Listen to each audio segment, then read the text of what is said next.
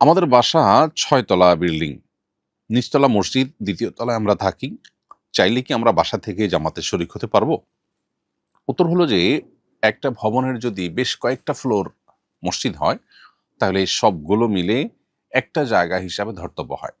ধরুন, একটা মসজিদের ৩ টা ফ্লোর আছে। Ground floor, first floor, second floor. এই ৩ টা ফ্লোরের যেকোনো ফ্লোরে দাঁড়ালেই সেটি মসজিদে দাঁড়ানো হিসেবে বিবেচিত হবে। কারণ ৩ টা মিলে একটা হিসাবে গণ্য হবে। কারণ ৩ টাই মূলত মসজিদ। কিন্তু যদি একই বিল্ডিং এর একটা ফ্লোর মসজিদ হয়, হতে পারে যে টেম্পোরারি মসজিদ, অথবা এটা পাঞ্জেগানা মসজিদ, নিয়মতান্ত্রিক অক্ষ মসজিদ না, অথবা নিয়মতান্ত্রিক মসজিদ।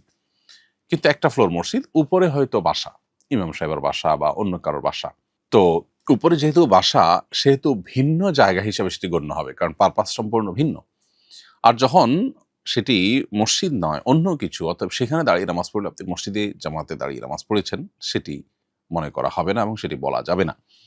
যার ফলে আপনাকে মসজিদে এসেই জামাতে শামিল হতে হবে, বা আপনার বাসা থেকে আপনি শামিল হতে পারেন না। ঠিক একইভাবে মসজিদের ঠিক আশেপাশে ডানে বামে অথবা পূব দিকে যে সমস্ত বাসাবাড়িগুলো আছে, বিশেষ করে ঢাকা শহরে আমরা জানি যে খুব লাগোয়া বিল্ডিংগুলো।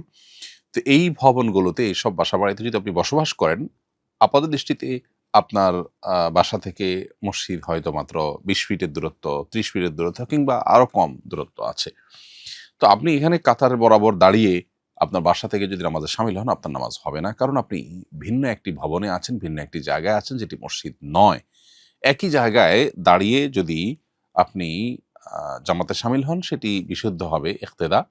আর যদি জায়গা ভিন্ন হয়ে যায়, ইমাম সাহেব এক জায়গায়, আপনি আরেক জায়গায়, ইমাম সাহেব মসজিদে আছেন, আপনি আরেকটা ভবনে আছেন, তাহলে সেক্ষেত্রে সেটা কিন্তু ইক্তেদা বিশুদ্ধ হওয়ার জন্য যথেষ্ট নয়। এখানে যে ইত্তেসাল বা কাতারের যে সম্মিলন থাকা দরকার, এটি সেখানে থাকছে না, বরং গ্যাপ হয়ে যাচ্ছে। বিধায় এরকম করা আপনার জায়েজ হবে না।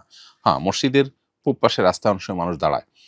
এটা হলো মসজিদ থেকে বের হয়েও মানুষ বাহির পর্যন্ত চলে আসে যখন, এটা ওভারফ্লো হয়ে যায়। ওভারফ্লোর ফলে যেটা হয়ে যায়, সেটা কিন্তু মসজিদের মধ্যেই গণ্য হবে, জামাতের মধ্যে গণ্য হবে। কিন্তু যখন ভিন্ন ভবন থাকে, তখন সেটা কোনোভাবে ওভারফ্লো হয়ে ওখানে গেছে এবং ওইটা কানেকশন আছে সেরকমটি বলা যাচ্ছে না। কিন্তু রাস্তা যারা দাঁড়ায়, তাদের সাথে মসজিদের সাথে কানেকশন থাকে প্রত্যক্ষভাবেই। অতএব আপনি মসজিদে এসেই জামাতে শামিল হতে হবে। এরপরে প্রশ্ন হলো, আমার সিজারের সময় রক্ত স্বল্পতা দেখা দিয়েছিল, তখন একজন হিন্দু মেয়ে আমাকে রক্ত দিয়েছেন। একজন অমুসলিমের রক্ত আমার শরীরে প্রবাহিত হয়েছে, এতে কি কোনো সমস্যা হবে? উত্তর হলো না, এতে কোনো অসুবিধার কিছু নেই। রক্ত মুসলিম হোক কিংবা অমুসলিম, তাতে কোনো বিশেষ পার্থক্য নেই। মুসলমানের রক্ত যেরকম মুসলমানের শরীরে থাকতে পারে, ঠিক একইভাবে হিন্দুর রক্ত কোনো মুসলমানের শরীরে থাকতে পারে। এটাতে শরিয়ার কোনো বিধান লঙ্ঘন হচ্ছে না, বিধায় এটা নিয়ে আপনার কোনো হেজিটেশন থাকার কোনো কারণ নেই। এরপরে প্রশ্ন হলো, আমার স্বামী গরুর ব্যবসা করেন, তিনি মালিকের কাছ থেকে চুক্তিভিত্তিক গরু নিয়ে আসেন, পরে বিক্রি করে মালিকের টাকা পরিশোধ করে দেন। এই সময়ের মধ্যে যদি গরুটি গাভী হয়, তাহলে আমরা দুধ দহন করে তা বিক্রি করি, নিজেরাও খাই। আর যদি ষাঁড় হয়, তাহলে অন্যান্য সুবিধাগুলো ভোগ করে থাকি।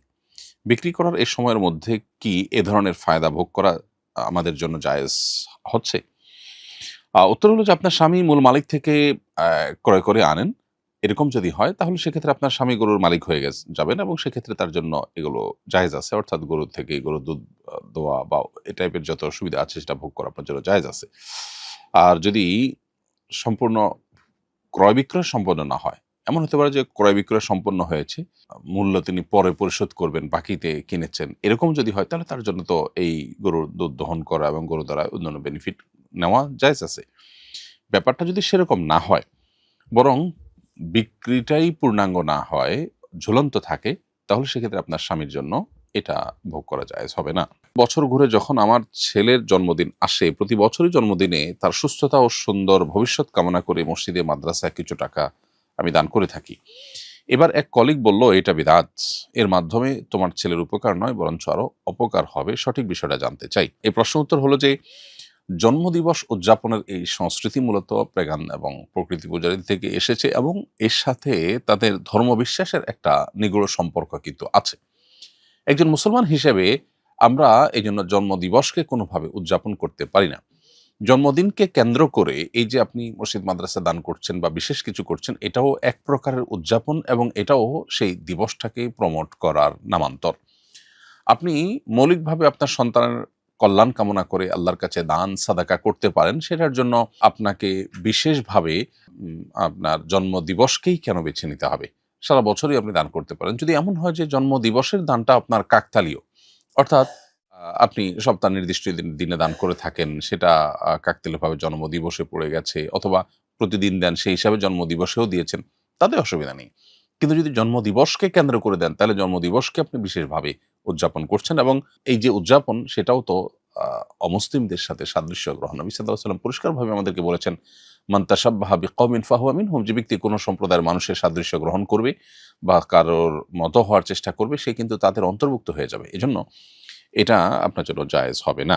তবে আপনার কলিগ যেটা বলেছেন বেদাত, এখানে বেদাত হওয়ার ইস্যু নেই। কারণ বেদাত আসলে কোনো ভালো কাজ কেউ যখন করে, কোরআন হাদিসে যেটা নেই সেটাকে সওয়াবের আশা যদি করে, আপনি নিশ্চয়ই জন্মদিবসে দান করলে সওয়াব হয় আলাদা, এরকম কোনো বিশ্বাস থেকে করেন না। যার কারণে বিদআতের সংজ্ঞাটা এখানে ফিট হবে না, বরং এটি নাজায়েজ এবং গুনাহের কাজ, যেটা আমাদের পরিহার করা উচিত।